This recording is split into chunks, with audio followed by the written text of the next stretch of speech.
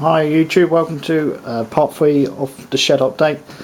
I've just been having a good tidy up and I found my big toolbox of Petter M bits, because I've got a Petter M in the garage 5 horse. I keep meaning to show all the bits for it. That's the starting disc for it. Starting handle over there for it. Got the weights, you can see, very dirty at the minute. As the water pipe goes from the engine into the tank, it's absolutely rusted up, so we're getting new on them. Governor weight holder, bracket, absolutely massive pulley, 9" wide I think it is, by 8" diameter, some size. Box of little bits, if I can screw it. Some nuts and bolts for the Petter M. Fuel line. Another fuel line. That's the tap goes between the tank and the engine. Seized rock solid. Bracket or something. Another fuel line. Governor collar. Quite good condition. The timing gear. Very cleverly made. There's some teeth bit broken on edges, but it'll be alright. The fuel cap things. Other bits of governor sliders. Engine draining tap. Quite a few bits there for it. I got all the bits for the engine. The only bit I don't really have is not the proper oiler for it. I've got to get one. And there should be a little tag on it that says they're meant to drip every 10 seconds. No, I don't have that. Not many of them survive that. So that's all my Petter M bits. Let's go to the Emanco pump.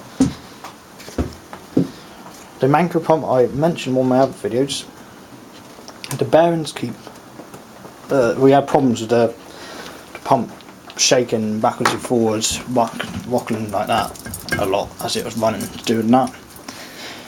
So to come to find out, the bearings slid out of place because they go in there, that's the plate goes on the back, with brass sleeves with like a little lump on it, so they go into that little indentation just above my finger there and over there.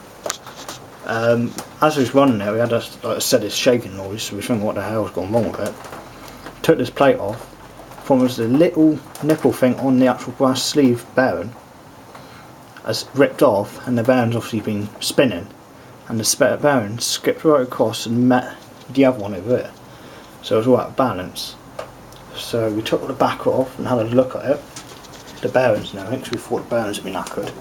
Because I ran it all weekend at a rally like this. Hang on, torch work please. It goes on the back here, can't really see much, it's dark down there. The plate will go on it, and there's a lot of dirt and everything to clean up, but we will drill 2 little holes here and over there. Then tap it, put a little lock nut in it, so it should stop the bearing from skipping across to the other side. So we'll do that in the next few weeks, hopefully. Mango's here, waiting to be cleaned up. Running again, I think the igniter wants cleaning out again because it gets a bit damp in there, so it should be alright. United had running the other day, which is over here. Looking quite smooth. International LA, I mentioned in my other video, put new transfers on it and start doing it up. I'm not going to be painting it, I want to leave it original paint on the engine. I'll put the transfers on it, you'll see, because people keep saying it's a Ruston, but it ain't a Ruston, it's a little International LA, which winds me right up, so you can see now it's international. Might scratch them up a bit, give a bit of character. I've got the exhaust pipe to paint up on it black, the pulley needs painting black. I tidied the HT lead up a bit because it was all loose and everything. Give it a bit clean. I stripped the carburettor off it last weekend, the fuel tank off it last weekend, and cleaned it all out and put them back on. So it runs a lot better now. Climax #1 pump. I've got another one in the garage with big cracks in it from frost damage. I've got to rebuild that one soon, but when I've got a bit of time. Full & Johnson down there, NC. Wants a new trolley because the axle's starting to fall off it, so instead of bodging it all up, keep putting bolts there, built a nice trolley for it. It's only about 40 quid or something. And my nice brass dolphin, solid brass dolphin that was. Well, it is. A couple quid at the show. Got worth a couple quid in it if it's solid brass. And he sits in the hopper or on the tanks or pumps and that. Box of bits to go through, some we ditch, some we sell, some we keep. Cast iron sliders I keep because they're quite hard to get. Got quite a few of them stacking up around here. New signs, little cast iron ones. Quite pleased with them. I'd like to get some more and fill the whole row up. The whole shelf.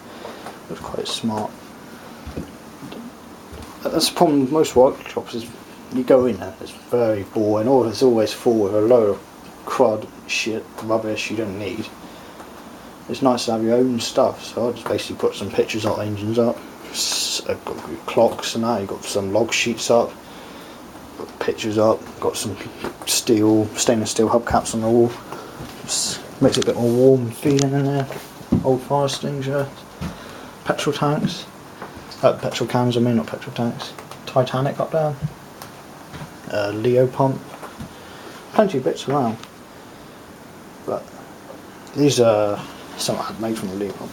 I went to a show beginning this year and bought this Lister sign made out of stainless, and then I got a Wolseley one from my WD2s on it.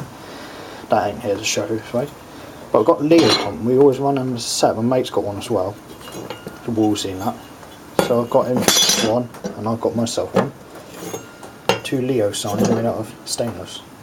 One will go on mine, one will go on his, and they look smart when they're polished up. I've got to file the edges off a bit, clean them up. But they should look quite cool with the Wolseley pumps on it. And I've got my other mate, a Manco one out of stainless. So, looking quite small. It has got these filing up now. That is stainless, it's just got a protective sticker on it. Leave it on for a minute. So that will go on all of those bits. Engines and pumps and everything.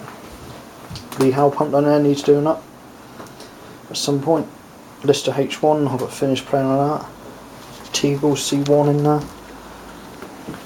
Yeah, there's a few bits to do. I've got the Pet RAM in the garage to do up. My Wolseley WD8. I think if any of you've been watching it, I haven't done any for a while because we had a little accident with the shearing of a bolt. So we drilled that out, put a new bolt in it, put the gasket back on, and started that up the other day, and it's been, well, it runs fine. It's wants a few little jobs finishing. I will do another video on that soon to update you, but they've got a new trolley needs to be made for it, but we'll get there. So I think we're going to call it the end of this video of part 3. I will update you some more videos of a quite a rare water pump I've got at home I'm going to bring over in the next few weeks, so keep your eyes out for that one. It is quite a rare one and he weighs absolutely ton, but he's been nice to show everybody. Got a lot of phosphorus bonds and brass and everything on it. So thank you for watching and see you again. Cheers and bye.